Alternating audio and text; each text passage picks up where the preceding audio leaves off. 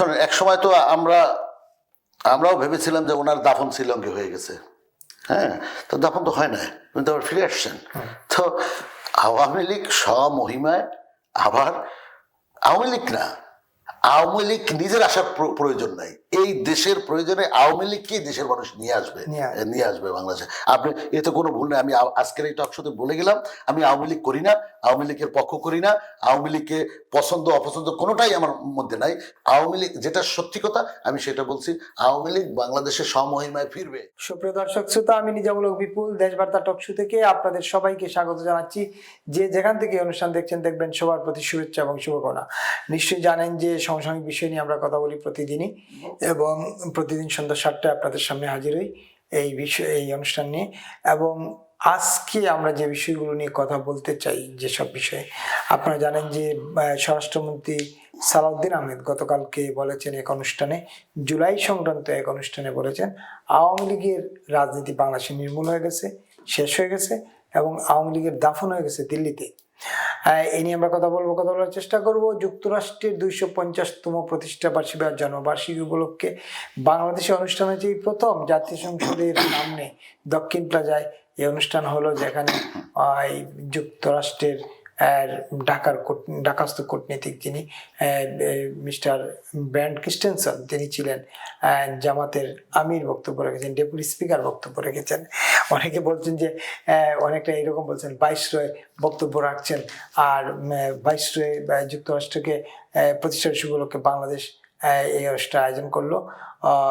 Viceroy বলতে তারা brand ক্রিস্টেনসনের কথা বোঝাতে চাচ্ছেন, অনেকে আলোচনা করছেন। এছাড়া ইতিহাস নিয়ে নানাভাবে যে বিতর্ক তৈরি করছেন, সেটা নিয়ে আমরা আলোচনার চেষ্টা করব। জুলাইকে মহিমান্বিত করতে গিয়ে মুক্তিযুদ্ধকে ছোট করার যে একটা পায়তারা, সেটাও দেখা যাচ্ছে।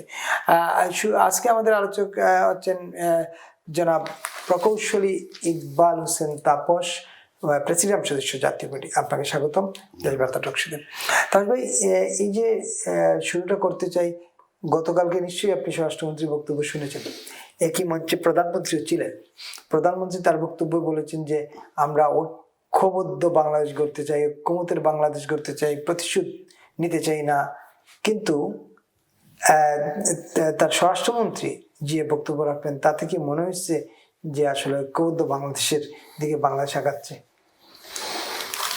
ধন্যবাদ আপনাকে, ধন্যবাদ দেশবার্তার দর্শক শ্রোতা সবাইকে। দেখেন, বিষয়টি আমি দেখেছি, স্বরাষ্ট্রমন্ত্রী সাহেবের যে বক্তব্য, উনি বলেছেন যে আওয়ামী লীগের মৃত্যু হয়েছে ঢাকায়, দাফন দিল্লিতে। ওনার সংসদে বিভিন্ন ভূমিকা দেখে অনেক সময় ওনাকে খুব কৌশলী এবং বুদ্ধিমান মনে হয়, এবং সংসদ বেসিক্যালি উনি চালাচ্ছেন এরকমের একটা দৃষ্টিগোচর হয় সবার। কিন্তু ওনার যে বক্তব্যটা উনি দিয়েছেন, এটাকে উনি হৃদয়ে ধারণ করেন নাকি জাস্ট রাজনৈতিক স্টানবাজির জন্য উনি এটা বলতে চেয়েছেন, আমি ঠিক বুঝতে পারছি না। তবে আমি বিশ্বাস করি উনি যা বলেছেন তা উনি বিশ্বাস করেন না, এবং বিশ্বাস করার কথা না। আওয়ামী লীগের যদি মৃত্যুই হয়ে থাকে, তাহলে ওনারা আওয়ামী লীগের প্রতিষ্ঠাবার্ষিকীর সময় হাজার হাজার পুলিশ রাস্তায় মোতায়েন কেন করলেন? কোন জেলাতে আর্মি, 6টা জেলায় আর্মি ডিপ্লয় করেছেন। তার মানে সেখান থেকেই প্রমাণিত হয় যে আওয়ামী লীগ জীবিত আছেন। তো সুতরাং ওনার যে কথাবার্তা, ওনার যে বক্তব্য, তাতে মনে হয় না উনি যা বলেছেন সেটা উনি বিশ্বাস করেন। এবং আমাদেরও মনে হয় না যে আওয়ামী লীগ এর মৃত্যু হয়েছে ওনার কথা এবং ওনার অ্যাক্টিভিটিস। কারণ উনি স্বরাষ্ট্রমন্ত্রী, উনি পুলিশ ডিপ্লয়েড করেছেন, উনি আর্মি ডিপ্লয়েড করেছেন, বিজিবি দিয়েছেন, আবার উনি এই কথা বলেন। সুতরাং এটা একটা দ্বিচারিতার মতো, স্ববিরোধী একটা বক্তব্য। এটা আমার মনে হয় সঠিক বলেন নাই। আওয়ামী লীগ ছিল, যাদের নেতৃত্বে বাংলাদেশ, যদিও তখন একটি মাত্রই দল ছিল, এবং তাদের নেতৃত্বে বাংলাদেশ স্বাধীন হয়েছে, এবং এই দল দীর্ঘদিন ক্ষমতার বাহিরেও ছিল, আবার দীর্ঘদিন ক্ষমতায়ও ছিল। তো সুতরাং এই এত বড় আওয়ামী লীগকে কিভাবে মেরে ফেলবেন বা মরেছেন বা দাফন দিয়েছেন, এই সমস্ত কথাবার্তা আসলে ওনার মুখে মানায় না, এবং এটা মানুষ এই কথাটাকে ভালোভাবে নিছে বলে আমার মনে হয় না। সুতরাং এই ধরনের কথাবার্তা থেকে বিরত থাকাই উচিত আমি মনে করি। এতে আরো উস্কানি মতো হয়ে যায়। ওনারা আওয়ামী লীগ আমলে অনেক মন্দ কাজ হয়েছে, আবার অনেক ভালো ভালো কাজ হয়েছে। আমি বিশ্বাস করি ওনাদের সেটা বিশ্বাস করা উচিত, এবং ওনাদের সেটা বলা উচিত যে আওয়ামী লীগের সময় এই কাজটা মন্দ হয়েছে, এই কাজ ভালো হয়েছে, আওয়ামী লীগে এই মানুষগুলো ভালো ছিল, এই মানুষগুলো খারাপ ছিল। এইভাবে করে যদি উনি ভাগ করতে পারতেন, তাহলে মনে হয় মানুষের কাছে এটা বেশি বিশ্বাসযোগ্য হতো, গ্রহণযোগ্য হতো, বরং সেটা আওয়ামী লীগের জন্য আরো ক্ষতিকারক হতো।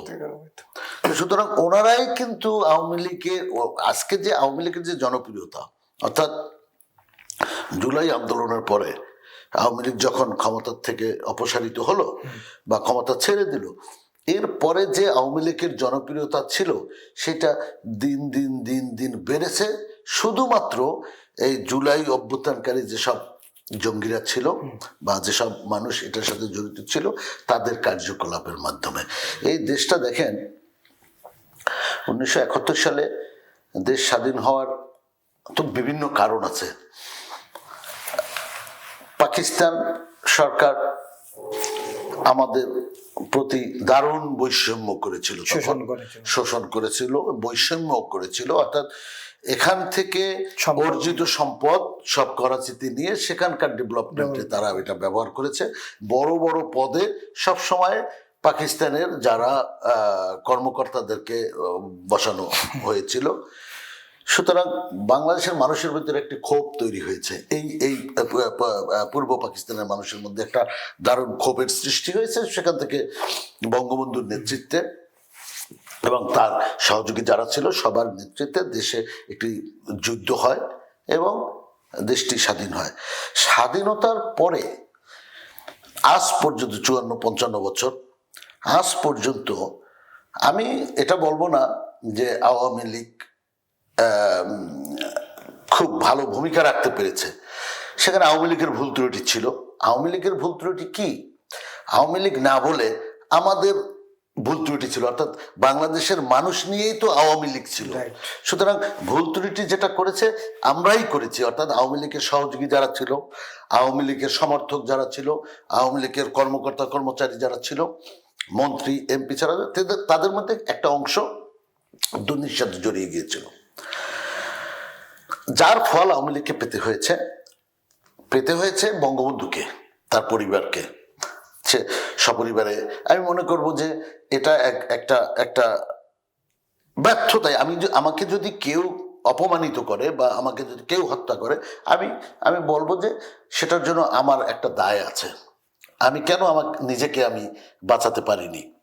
তো সুতরাং সেই যদি ধরে নিতাম যে 75-এর 15ই আগস্টের বঙ্গবন্ধুকে সপরিবারে হত্যা করার পরে দেশটার অনেক উন্নয়ন হয়েছে, সুশাসন পেয়েছি, কিন্তু আমরা তো পাই না। একের পর এক সরকার পরিবর্তিত হয়েছে, আমরা সব সময় সাধারণ মানুষগুলো কিন্তু মানে বঞ্চিত হয়েছে নানানভাবে।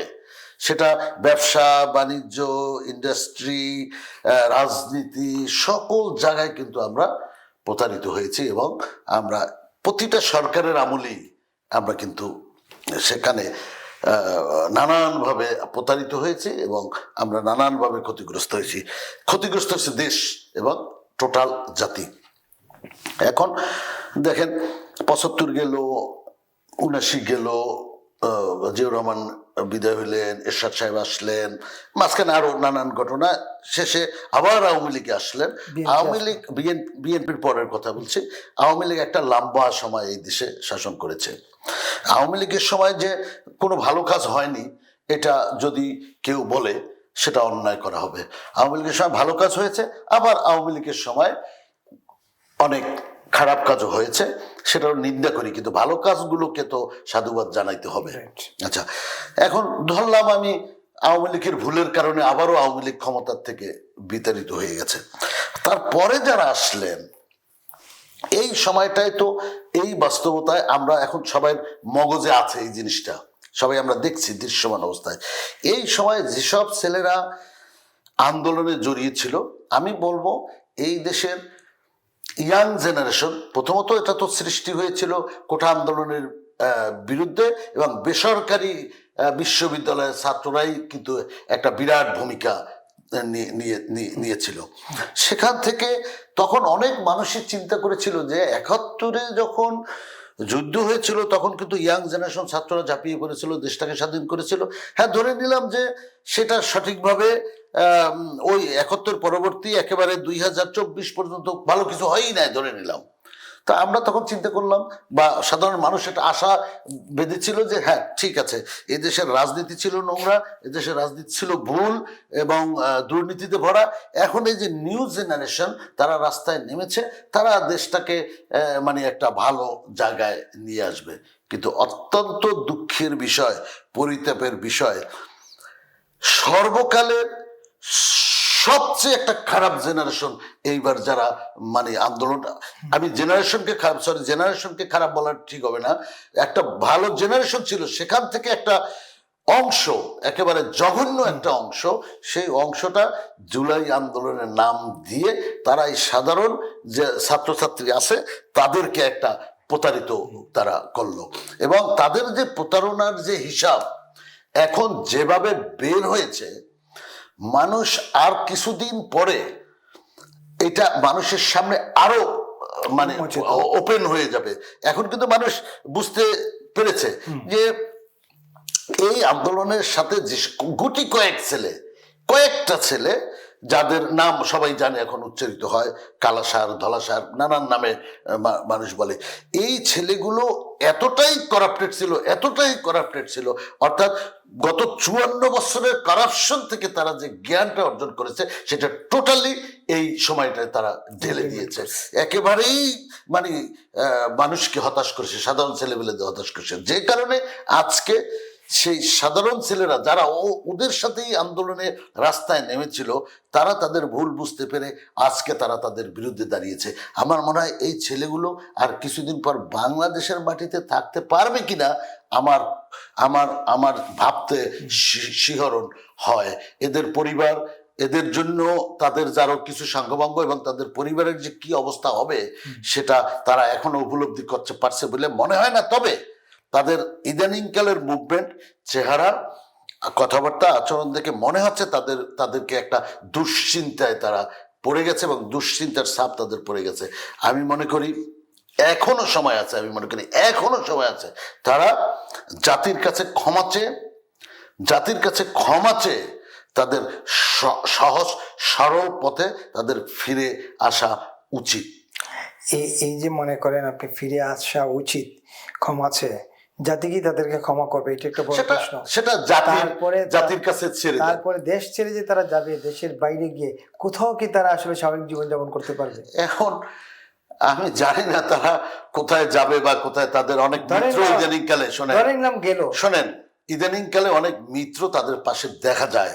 যেমন আপনি 1971 সালে স্বাধীনতা বিরোধী যে চক্রটা ছিল না, এটা একটা ইন্টারন্যাশনাল কমিউনিটিও কিন্তু বাংলাদেশের যে মুক্তিযুদ্ধের বিরুদ্ধে ছিল, সেই অংশটা কিন্তু তাদের সঙ্গে আছে এবং তাদের কাছেই তাদের যাওয়া আসা, শিক্ষা নেওয়াটা বেশি। আমি যদি একটু অ্যাড করি আপনার সাথে, আমি কালকে দেখলাম, যেটা বাংলাদেশের ইতিহাসে প্রথম দেখেছি, আমি জানি না আরো আছে কিনা, আমার স্মৃতিতে নাই, যে আরেকটি দেশের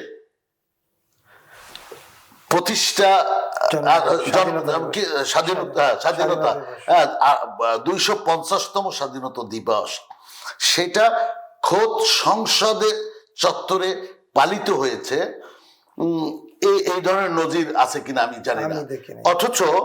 অথচ স্বাধীনতার যুদ্ধকালীন সময়ে এবং স্বাধীনতার সময়ে তাদের যে ভূমিকাটা ছিল সম্পূর্ণভাবে আমাদের বাংলাদেশের স্বাধীনতার বিপক্ষে। তারা যদি আর 7-10 দিন সময় পেত তাহলে হয়তো আমাদের স্বাধীনতা অর্জন করা খুব কঠিন হয়ে যেত। তো সুতরাং তাদের আগ্রহটা ওখানে। আবার দেখেন এই আমরা এখন কি এইটা হবে আগামীতে যে প্রতিটা দেশের, পৃথিবীর সব দেশের বা স্বাধীনতা দিবস বা প্রতিষ্ঠা দিবস আমরা সংসদ ভবনে পালন করব? ভারতেরটা করব, চায়নারটা করব, পাকিস্তানেরটা করব, তুরস্কেরটা করব? এটা কি করবে? তাহলে একটি বিশেষ দেশের স্বাধীনতা দিবস আমাদের সংসদে যারা নিয়ে গিয়েছে, এটা তো আর একটা নতজানু পরিকল্পনা আর একটা অংশ হিসাবে আমার কাছে, একটা ষড়যন্ত্রের অংশ হিসেবে আমার কাছে মনে হচ্ছে। আমার মনে হয় এটা কতটুকু আইনসঙ্গত এবং পৃথিবীর কাছে, সাধারণ মানুষের কাছে কতটুকু ন্যায়সঙ্গত হয়েছে বা কতটুকু আস্থার বিষয় হয়েছে সেটা জনগণ বলবে। মানুষের মুখ তো আর ফিরিয়ে রাখা যাবে না, মানুষ এটা বলবে। কিন্তু আমি আবার একটু পেছনে যেতে চাই। আপনি বলছিলেন ইয়ের কথা, স্বরাষ্ট্রমন্ত্রীর কথা। স্বরাষ্ট্রমন্ত্রী যে আপনার দাফন করে ফেলেন দিল্লিতে, এটা কইরা কি আসলে তিনি বেসিক্যালি আওয়ামী লীগের আমন্ত্রণ জানান তাড়াতাড়ি তোমরা চলে আসো? এখন শোনেন, এক সময় তো আমরাও ভেবেছিলাম যে ওনার দাফন শিলংয়ে হয়ে গেছে। হ্যাঁ, তো দাফন তো হয় না, কিন্তু আবার ফিরে আসছেন। তো আওয়ামী লীগ স্বমহিমায় আবার, আওয়ামী লীগ না, আওয়ামী লীগ নিজের আসার প্রয়োজন নাই। এই দেশের প্রয়োজনে আওয়ামী লীগকেই দেশের মানুষ নিয়ে আসবে বাংলাদেশে। আপনি এতে কোনো ভুল নেই। আমি আজকের এই টক শোতে বলে গেলাম, আমি আওয়ামী লীগ করি না, আওয়ামী লীগের পক্ষ করি না, আওয়ামী লীগকে পছন্দ অপছন্দ কোনোটাই আমার মধ্যে নাই। আওয়ামী লীগ যেটা সত্যি কথা আমি সেটা বলছি, আওয়ামী লীগ বাংলাদেশের স্বমহিমায় ফিরবে। এবং আপনি দেখেন শেখ হাসিনা অনেক স্টেটমেন্ট দিয়েছে না, আমাদের এখানে প্রচার না হইলেও সর্বশেষ যে ওনার লিখিত ইন্টারভিউ যেটা ওখানে এনডিটিভি কে দিয়েছেন, এবং সেটা কিন্তু লিখিত, অর্থাৎ ওখান থেকে এনডিটিভি থেকে প্রশ্ন পাঠানো হয়েছে, উনি ওইটাকে উত্তর দিয়েছেন। এবং সেখানে উনি একটি কথা কিন্তু বলেছেন যে উনি এই বছরের মধ্যেই দেশে ফিরবেন। উনি বলেছেন না, উনি কিন্তু লিখিতভাবে স্টেটমেন্টে দিয়েছেন যে উনি এই বছরের মধ্যেই দেশে ফিরবেন। তার মানে কি, এটা তো কোনো টকশোর কথা না, সেটা কোনো ডাইরেক্ট ইন্টারভিউর কথা না, সেটা কোনো মঞ্চের বক্তৃতা না। এটা উনি সুচিন্তিতভাবে চিন্তা ভাবনা করে তারপরে লিখিত একটা উনি জবাব দিয়েছেন। তার মানে হলো কি, যে ডিসেম্বর আর মাত্র কিন্তু 5-6 মাস, হ্যাঁ 5 মাস, এর মধ্যে যে কোনো এক সময় উনি বাংলাদেশে চলে আসবেন। এখন এইটা নিয়ে বিএনপির থেকেও এইটা নিয়ে জামাত খুব চিন্তায় পড়ে গেছে। এখন জামাত চিন্তায় পড়া মানে হলো বিএনপি চিন্তায় পড়ে গেছে, কারণ জামাত এবং বিএনপি দুইটা তো একই কি বলে, বৃন্তে দুটি ফুল। হ্যাঁ, সুতরাং ওনাদের যে দুশ্চিন্তা থেকে সালাউদ্দিন সাহেব এই কথা বলেছেন কিনা আমার মানে সন্দেহ হয়। একেবারে। আপনি এই বিয়ের কথা বলছিলেন, আমেরিকার জন্মদিন বা স্বাধীনতা দিবসের কথা বলছিলেন। খুবই দুঃখজনক যে বাংলাদেশের জাতীয় সংসদের সামনে এটা অন্য কোথাও হতে পারতো, এটা স্বাধীনতাদের 250 বছর বড় করে ঘটা করে হতে পারতো, গুলশান মাঠে হতে পারতো, বিয়েতে হতে পারতো, আরো বড় করে হতে পারতো, কোনো সমস্যা নাই তো। কিন্তু এটা কেন জাতীয়ভাবে জাতীয় সংসদের সামনে করতে হলো? আমি জানি না। এটা কাউকে খুশি করার জন্য হতে পারে, আমেরিকাকে খুশি করার জন্য হতে পারে, নতজানু বিষয় হতে পারে, যেখানে আপনি এটা তো বুঝাই যায় যেখানে আমেরিকার সাথে যে চুক্তিটা হয়েছে, যে চুক্তিটা এখনো ওইভাবে ওপেনলি মানুষের সামনে আসে না, সেখানে এমন অনেক চুক্তি আছে যেগুলা বাংলাদেশের স্বার্থ বিরোধী। তো এখন সেই চুক্তিতে যদি এটাও থাকে যে আমাদের স্বাধীনতা দিবস ঘটা করে তোমাদের সংসদে পালন করতে হবে, থাকতে পারে, আমি জানি না। তো এটা একটা মানে নতজানু একটা আর একটা দেশের প্রতি একটি নতজানু পলিসি আমার কাছে মনে হয়। একদম এতে কি মনে হয় যে আমেরিকা ফার্স্ট পলিসিতে আমরা আগাচ্ছি নাকি বাংলাদেশ ফার্স্ট পলিসিতে আগাচ্ছি? এখন যেটা মনে হয়, আপনার তারেক রহমান সাহেব বলছেন না বাংলাদেশ ফার্স্ট। আমি তো দেখছি আমেরিকা ফার্স্ট, তুরস্ক ফার্স্ট, মানে ওদিকে পাকিস্তান ফার্স্ট, ওদিকে চায়না ফার্স্ট। হ্যাঁ, আমি চায়নার কথা বাদ দিলাম। চায়নার সাথে আমাদের অনেক স্বার্থ সংশ্লিষ্ট বিষয় আছে, ব্যবসা বাণিজ্য আছে, এবং চায়না কিন্তু রাজনৈতিকভাবে আগ্রাসী মনোভাব তাদের কম সারা বিশ্বের জন্য। তারা কিন্তু তাদের নির্দিষ্ট টেরিটরির ভিতরেই আছে। তারা বার্মার সাথে একটা ভালো সম্পর্ক রেখে থাকতে চায়, তারা তিব্বত তাদের এটা বলতে চায়, তাইওয়ান তাদের এটা বলতে চায়, এর বাইরে কিন্তু লাকাত তাদের এটা বলতে চায়, কিন্তু তারা কিন্তু ওইভাবে আগ্রাসী না। বাট অন্য যে যাদের কথা বলেছি, হ্যাঁ, যাদের আজকে আপনি স্বাধীনতা দিবস ঘটা করে আপনি পালন করলেন, হ্যাঁ, তারা কিন্তু বিনা স্বার্থে আপনাকে এক চুল ছাড় দেওয়ার মতো মানসিকতা আমরা আজ পর্যন্ত দেখিনি। একটা একটা একটা একটা প্রচলিত একটা কথা আছে আমাদের দেশে, হয়তো আমেরিকান যারা লাভার তারা হয়তো অখুশি হতে পারে যে আমেরিকা যার বন্ধু তার আর পৃথিবীতে শত্রুর প্রয়োজন নাই, এই ধরনের একটা কথা কিন্তু খুব প্রচলিত আছে। তো সুতরাং সেটারও তো একটা মর্মকথা নিশ্চয়ই আছে। আর পাকিস্তান, তুরস্ক, তাদের একটা আগ্রহটাই হলো যে এখানে একটা ধর্মভিত্তিক উগ্র সংগঠনকে মদদ দিয়ে এই দেশটাকে অশান্ত করা তারা চাচ্ছে। এই তাদের মূল পরিকল্পনাটাই হলো এটা। এবং সেই ফাঁদে যদি ক্ষমতায় থাকার জন্য বিএনপি সরকার সেই ফাঁদে যদি একের পর এক সেই ফাঁদে যদি পা দিয়ে আগাতে থাকে, আমার মনে হয় ফাঁদে পড়ে যাবে। একদম।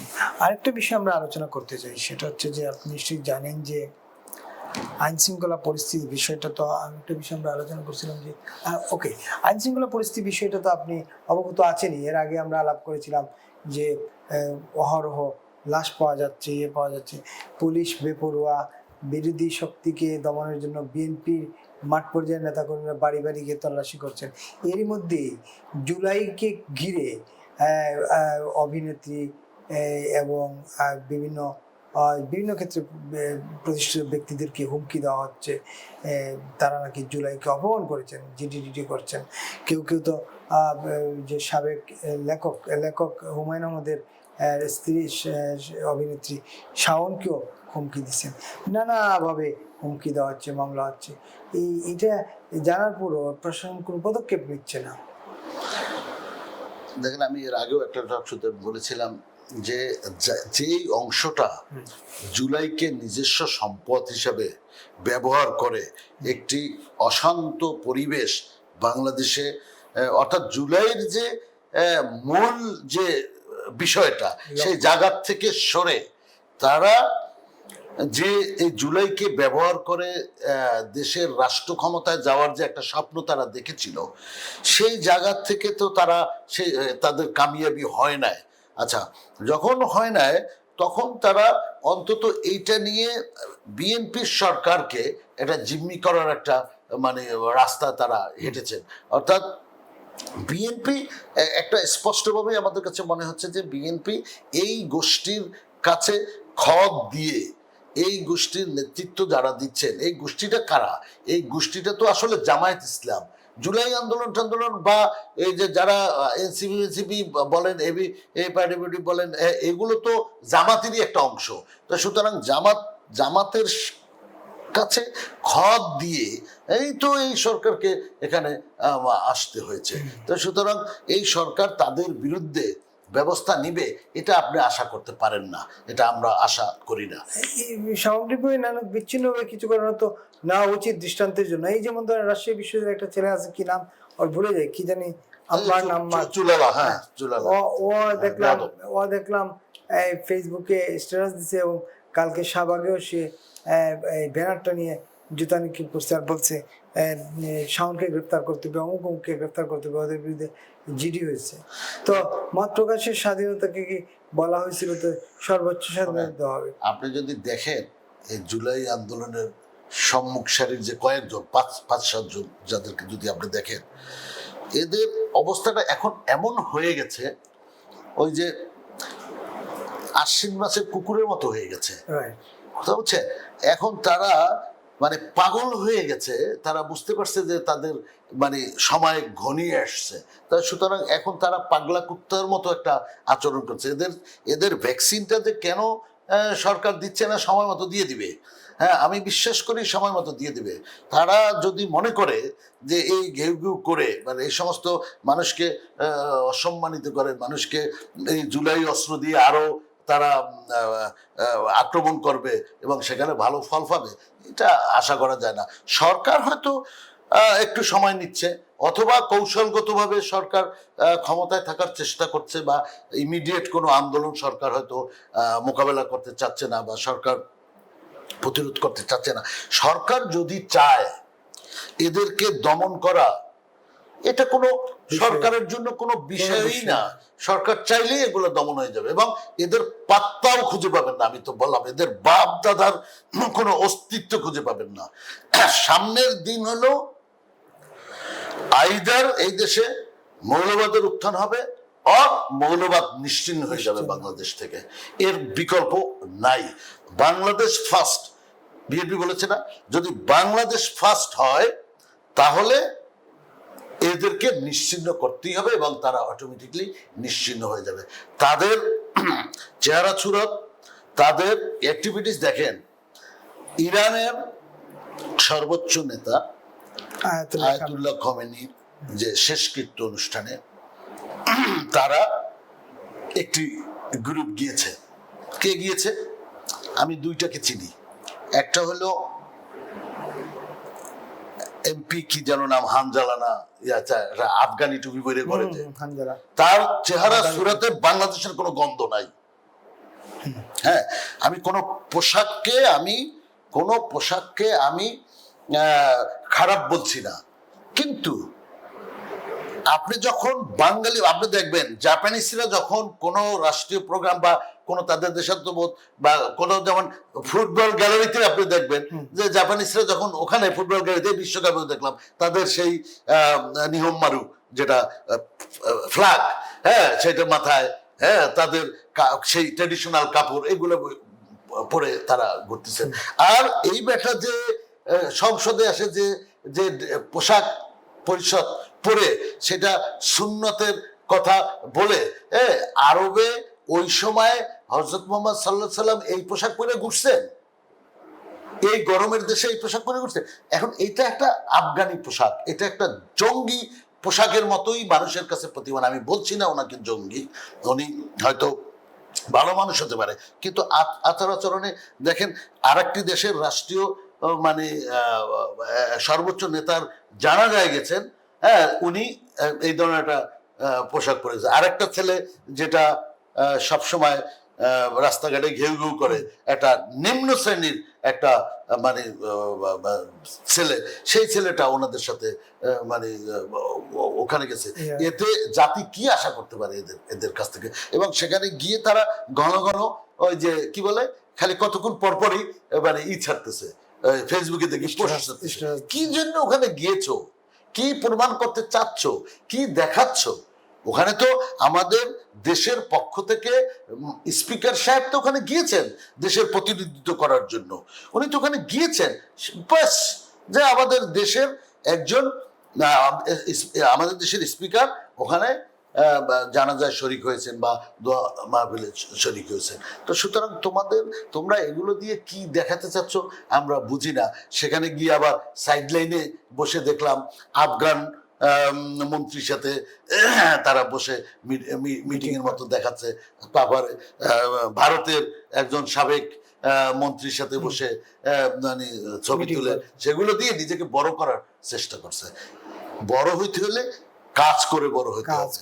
আপনার ওই সমস্ত পোশাক দিয়ে আপনি পোশাক পরে আপনি সুন্নতিও হইতে পারবেন না, পোশাক পরে জঙ্গিও হইতে পারবেন না, পোশাক পরে বাঙালিও হইতে পারবেন না। তবে আপনার অরিজিনকে যদি আপনি অস্বীকার করেন তাহলে দেশ, জাতি, বিশ্ব কোথাও আপনি সম্মান পাওয়ার উপযুক্ত হবেন না।